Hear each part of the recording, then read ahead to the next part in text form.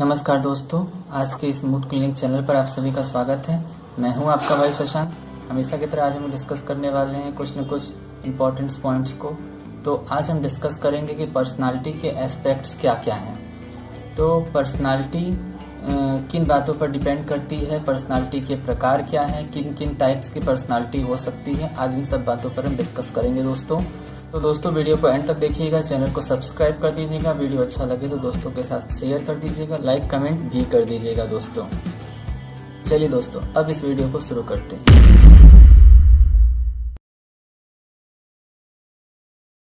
Personality के aspects क्या क्या हैं। आज हम 2 एस्पेक्ट्स लेके चलते हैं। फर्स्ट है according to Sigmund Freud and second है पर्सनालिटी के 2 प्रकार। तो फर्स्ट हम लेके चलते हैं according to Sigmund Freud. Sigmund Freud दोस्तों एक बहुत बड़े साइकोलॉजिस्ट थे। उन्होंने पर्सनालिटी के बारे में 3 प्रकार दिए। उन्होंने बताया कि पर्सनालिटी 3 प्रकार की होती है, id, ego and super ego. Ego से मतलब हमारे अहंकार से नहीं होता है दोस्तों, वो पर्सनालिटी का एक प्रकार होता है।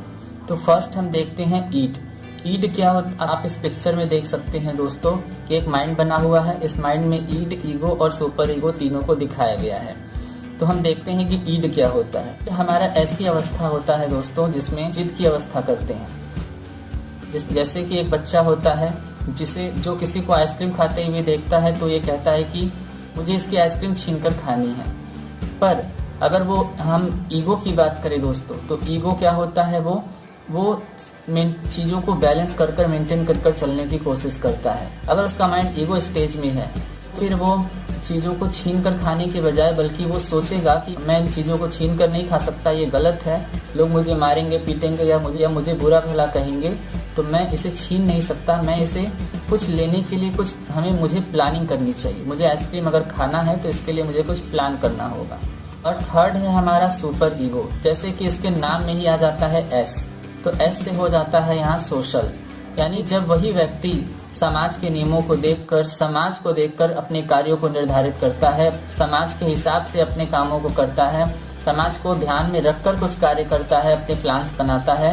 जैसे वही बच्चा अब ये कहे कि नहीं, मुझे आइसक्रीम अगर लेना है तो मुझे इसके लिए कुछ मेहनत करना होगा, मुझे पैसे लाने होंगे, मुझे उसे छीनना नहीं होगा, मुझे उसे परचेज करना होगा और तभी मैं आइसक्रीम सही तरीके से खा सकता हूँ और यही समाज के हिसाब से सही तरीके से हम देखते हैं कि पर्सनालिटी के 3 प्रकार होते हैं, ईड, ईगो, सुपर ईगो। ईड मतलब हमारा पने की अवस्था, जिद की अवस्था, जहाँ हम चीजों को छीन कर बिना कुछ सोचे समझे कुछ भी करते हैं। और ईगो है हमारा चीजों को बैलेंस कर चलने की अवस्था, जिसमें हम चीजों को सही तरीके से करने की कोशिश करते हैं।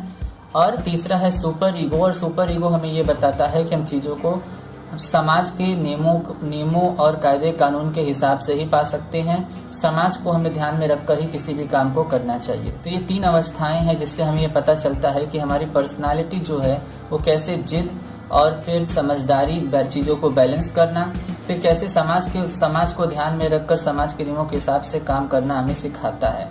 और ये सुपर ईगो और ईड यानी जिद की अवस्था और समाज के नियमों को ध्यान में रखकर चलने की अवस्था, इन दोनों के बीच में दोस्तों जो ईगो है, जो हर चीजों को मेंटेन और बैलेंस कर चलना हमें सिखाता है, उस ईगो ही है जो बैलेंस करता है और बैलेंस कर एक अच्छा पर्सनालिटी बनाता है दोस्तों।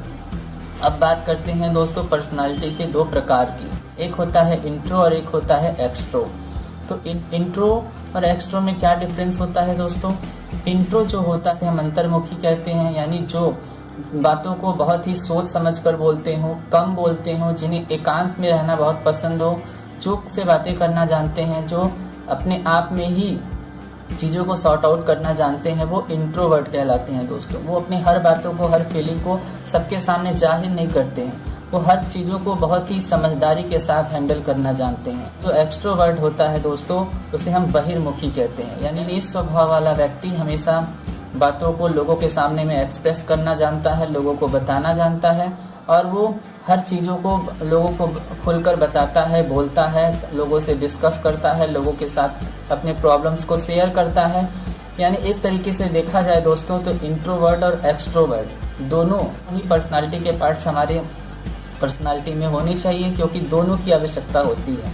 हमें समझदारी के साथ काम लेना चाहिए दोस्तों, ना ही हमें इंट्रोवर्ट बनना है ना ही हमें एक्सट्रोवर्ट बनना है। हमें दोनों के बीच बैलेंस कर कर चलना है कि कब हम इंट्रोवर्ट बनकर रहने की आवश्यकता है और कब हमें एक्सट्रोवर्ट बनने की आवश्यकता है। कैसे अपने पर्सनालिटी को डेवलप करना है, कैसे हमें अपने पर्सनालिटी को आगे बढ़ाना है। तो आशा करते हैं दोस्तों आपको पर्सनालिटी के बारे में, पर्सनालिटी डेवलपमेंट के बारे में बातें अच्छे से समझ में आई होंगी। आप फिर भी अगर आपके मन में कोई सवाल है, आप मुझसे कुछ डिस्कस करना चाहते हैं, कुछ पूछना चाहते हैं, तो नीचे आप कमेंट कर सकते हैं। आप मुझे मैसेज कर सकते हैं इंस्टाग्राम पर, फेसबुक पर, लिंक आपको डिस्क्रिप्शन बॉक्स में मिल जाएगा। तब तक के लिए स्वस्थ रहिए, मस्त रहिए। God bless.